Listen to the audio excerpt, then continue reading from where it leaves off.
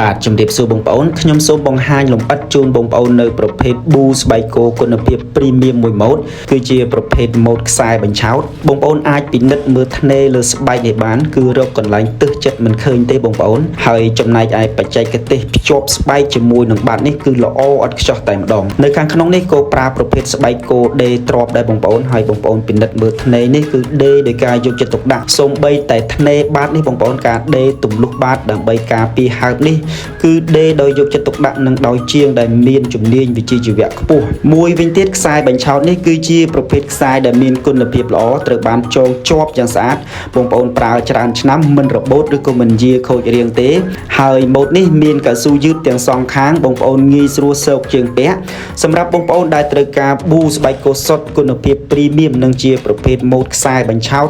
បងប្អូនអាចទំនាក់ទំនងបញ្ជាទិញតាមរយៈការឆាតមកកាន់ Page Link Telegram ឬបងប្អូនអាចអញ្ជើញមកដល់ហាងផ្ទាល់ The Tham Mall មានទីតាំងនៅលើផ្លូវ271ទល់មុខនឹងផ្សារហេងលីជាប់នឹងក្រុមហ៊ុន Honda សូមអរគុណ